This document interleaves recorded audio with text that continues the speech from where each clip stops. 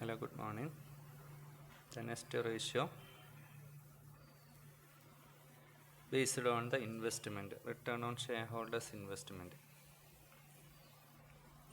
Shareholders' investment, also called the return on proprietors' fund, is the ratio of net profit to proprietors' fund. Net പ്രോഫിറ്റും proprietors ഫണ്ടും തമ്മിലുള്ള relationship കാണിക്കുന്ന ratio ആണ് return on share holders investment. Net profit എടുക്കുമ്പോൾ after tax and interest, net profit minus tax and interest paid on debentures. ഈ proprietors fund എന്ന് പറയുന്നത് equity share holders, preference share holders, reserve and surplus, accumulated profit, ഇതൊക്കെയാണ് proprietors fund. ഈ proprietors fund net പ്രോഫിറ്റും തമ്മിലുള്ള relationship. It is calculated by the prospective investor in the business to find out whether the investment would be worth making term of return as compared to the risk involved in the business. റിസ്ക്കും റിട്ടേണും തമ്മിലുള്ള കമ്പാരിസനാണ് ഇവിടെ നടക്കുന്നത്. അല്ലെങ്കിൽ നമ്മുടെ കമ്പനീൻ്റെ റിട്ടേണും വേറൊരു കമ്പനീൻ്റെ റിട്ടേണും തമ്മിൽ compare ചെയ്യുക, കമ്പനീൻ്റെ efficiency calculate ചെയ്യും. This ratio is a great important to the present and prospective shareholders as well as the management of the company. This ratio reveals how well the resources of a firm are being used. Higher the ratio, better are the result. The return on shareholders investment should be compared with the return of other similar businesses in the same industry. The inter-firm comparison of this ratio determine whether the investment in the firm are attractive or not.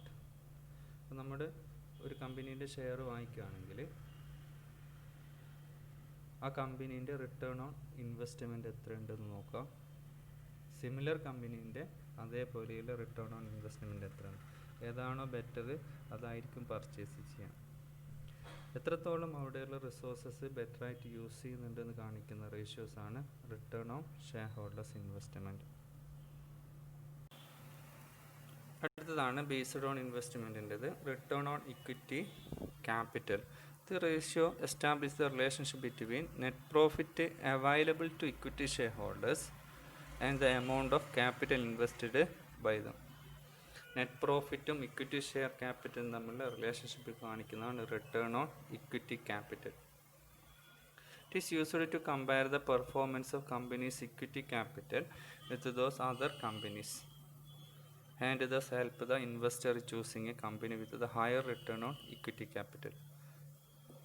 നമ്മളൊരു കമ്പനീൻ്റെ equity share capital വാങ്ങിക്കുമ്പോൾ ഏതാ നോക്കാം, return on equity capital. എത്രയാണോ നമ്മൾ ഇക്വിറ്റിയിൽ invest ചെയ്യുന്നത്, സാധാരണ രീതിയിൽ ആ കമ്പനി എത്രയാണ് റിട്ടേൺ കൊടുക്കുന്നത്, എത്ര തിരിച്ച് കിട്ടുന്നുണ്ട്.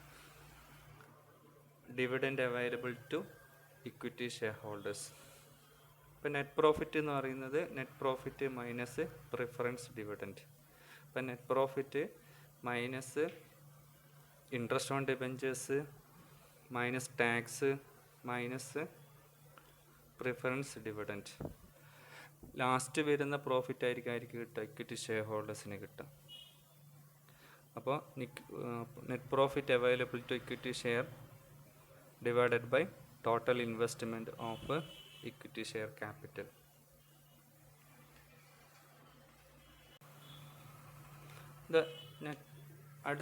അടുത്ത റേഷ്യോസ് ആണ് based on the investment return on capital employed.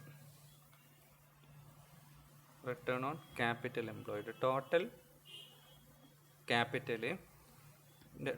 ക്യാപിറ്റലും net പ്രോഫിറ്റും തമ്മിലുള്ള റിലേഷൻഷിപ്പ്. എത്രയാണ് കമ്പനിക്ക് വേണ്ട ടോട്ടൽ ക്യാപിറ്റൽ, അതും ആ ബിസിനസ് സ്ഥാപനത്തിൻ്റെ നെറ്റ് പ്രോഫിറ്റും തമ്മിലുള്ള റിലേഷൻഷിപ്പ്. നേരത്തേത് നോക്കിയത് ഓരോന്നാണ്.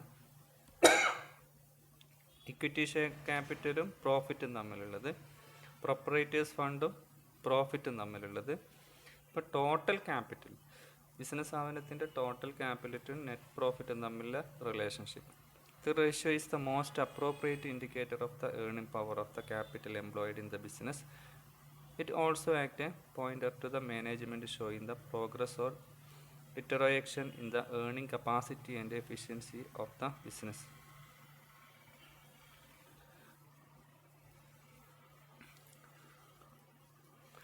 Return on capital employed is equal to net profit before tax and interest on long-term loan and debentures divided by capital employed.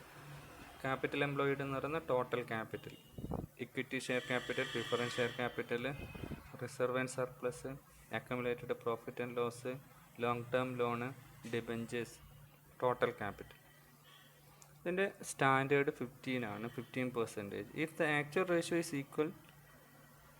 is equal to the above 15%, indicate a higher productivity of the capital employed. 15% കൂടുതലുണ്ടെങ്കിൽ മാത്രമേ അവിടെ ഒരു efficient ആയിട്ട് അല്ലെങ്കിൽ higher productivity ഉള്ളൂ എന്ന് മനസ്സിലാക്കാം.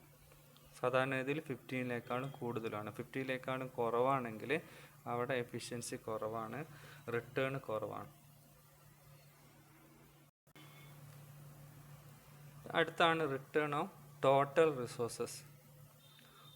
Total റിസോഴ്സസും net പ്രോഫിറ്റും തമ്മിലുള്ള relationship. The ratio act as a yardstick to assess the efficiency of the operation of the business, as it indicates the extent to which asset employed in the business are utilized to result in net profit. Total അസറ്റും net പ്രോഫിറ്റും തമ്മിലുള്ള relationship.